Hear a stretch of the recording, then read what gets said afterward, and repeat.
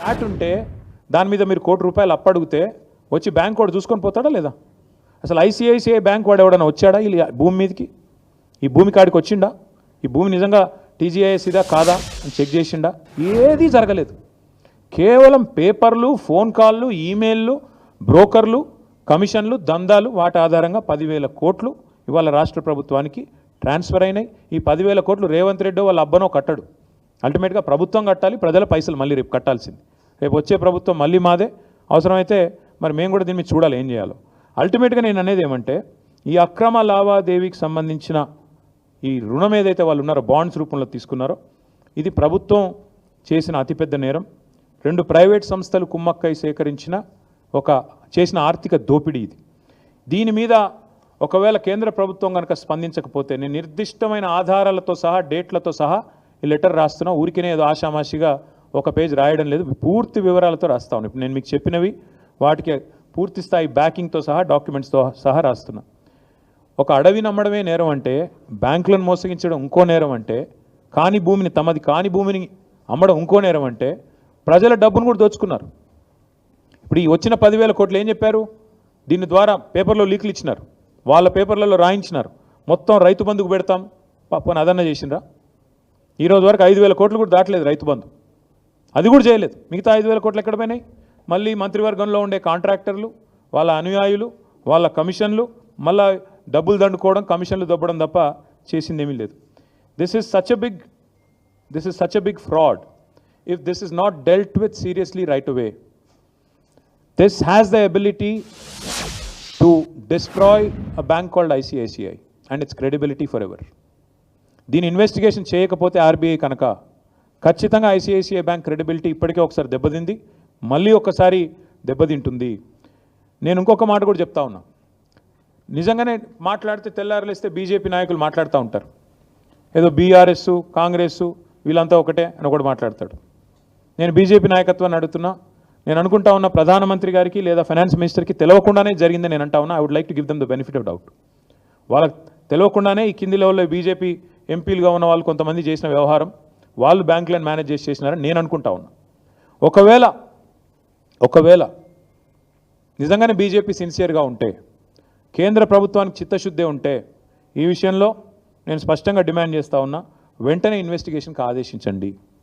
ఒకవేళ సిబిఐ కాకపోతే సిబిసి లేదా SEBI can start an investigation, ED can start an investigation because money is involved, and even SFIO, Serious Fraud Investigation Office, can initiate inquiry.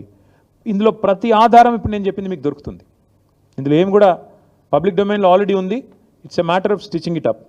ఖచ్చితంగా ముఖ్యమంత్రి గారు, ఆయన ప్రభుత్వం తీసుకొచ్చిన ఒత్తిడి, అదేవిధంగా ఈ వ్యవహారంలో బ్యాంకు పాత్ర, how did the broker violate all these procedural issues, ఇవన్నీ వైలేట్ చేస్తూ కనీసం ఆ భూమిలో కాలు పెట్టకుండా 10,000 కోట్లు ఇవ్వడం అంటే, ఒక సామాన్యుడికైతేనేమో ఈ దేశంలో శల్య పరీక్షలాగా 100 పరీక్షలు ఉంటాయి ₹1 లోన్ ఇవ్వాలంటే. కానీ 10,000 కోట్ల లోన్ ఇచ్చేటప్పుడు ఆ భూమి నీదా కాదా చూసుకోకుండా లోన్ ఇచ్చారంటే ఇంతకు మించిన ఫ్రాడ్ ఏదైనా ఉంటుందా? అందుకే we demand and will not leave it at this. నేను ఖచ్చితంగా చెప్తున్నాను, ఈ వ్యవహారాన్ని ఇక్కడితో వదిలిపెట్టం. ఎందుకంటే రేవంత్ రెడ్డి గారు తెరలేపింది, తెర తీసింది ఈ 400 కోట్లకే కాదు. మన అసెంబ్లీలో మా సభ్యులు అడిగినారు ప్రశ్న, ఇంకా ఏమేమి భూములు అమ్ముతారని. ఇదే బ్రోకర్ ఎవడైతే ట్రస్ట్ అడ్వైజర్ ఎవడో ఉన్నాడో వాడికి HMDA భూములు కూడా అప్పచెప్పారు. 60,000 కోట్ల విలువ చేసే భూములు వాడికి అప్పచెప్పారు. సో దీనికి ఇక్కడితో అడ్డుకట్ట వేయకపోతే ఇంకొక 60,000 కోట్ల దోపిడీకి కూడా రేవంత్ రెడ్డి గారి ప్రభుత్వం ఆల్రెడీ స్కెచ్ చేసింది, తెర తీసింది, రెడీగా ఉన్నారు. ఇది మాది కాదు, కావాలంటే అసెంబ్లీ ఆన్సర్ కూడా నేను మీకు పంపిస్తాను, మీరు చూసుకోవచ్చు. 60,000 కోట్ల విలువ చేసే HMDA భూములను కూడా ఇదే బీకన్ ట్రస్టీషిప్, అదేవిధంగా ఆ ఫ్రాడ్ ట్రస్ట్ అడ్వైజర్ ఎవరు ఉన్నారు వాళ్ళిద్దరిని కూడా మరి అప్పచెప్పి వాళ్ళ ద్వారా దోపిడీకి పాల్పడే ఆలోచనలో రేవంత్ రెడ్డి ప్రభుత్వం ఉంది. We demand that union finance ministry ask RBI to investigate this matter. వెంటనే సీరియస్ ఫ్రాడ్ ఇన్వెస్టిగేషన్ ఏజెన్సీ దిగాలి ఇందులోకి. SEBI also should focus on this. 100% ఈ beacon trusteeship and trust investment అనే సంస్థలని వెంటనే నిషేధం విధించాలి till further enquiry. We demand that all financial transactions of these 2 agencies and these 2 institutions be suspended with immediate effect because they have committed a massive fraud. అట్లాగే ఈ చట్టవిరుద్ధమైన bonds ఏవైతే వీళ్ళు తీసుకొని 10,000 కోట్లు కుంభకోణానికి తెరదీశారో వాటిని కూడా ఆర్బీఐ వెంటనే రద్దు చేయాలని చెప్పి కూడా మేము డిమాండ్ చేస్తున్నాం. తప్పకుండా ఒకవేళ ప్రభుత్వం కేంద్ర ప్రభుత్వం స్పందించకపోతే మేమేమనుకోవాల్సి వస్తుందంటే ముమ్మాటికి ఇద్దరు కుమ్మక్కయ్య చేస్తున్నారు అనుకోవాల్సి వస్తుంది. నిజంగా బీజేపీకి చిత్తశుద్ధి ఉంటే, కేంద్ర ప్రభుత్వానికి చిత్తశుద్ధి ఉంటే మీరు వెంటనే స్పందించండి. నిజంగానే మీకు ఈ వ్యవహారంతో సంబంధం లేకపోతే, నిజంగానే ఈ వ్యవహారంలో మీరు నిక్కచ్చిగా ఉన్నట్టయితే వచ్చి ఆందోళన చేశారు కదా, హెచ్సియు భూములు అమ్మొద్దు అది ఇది అని చెప్పి ధర్మేంద్ర ప్రధాన్ గారు ఉత్తరం రాసినారు.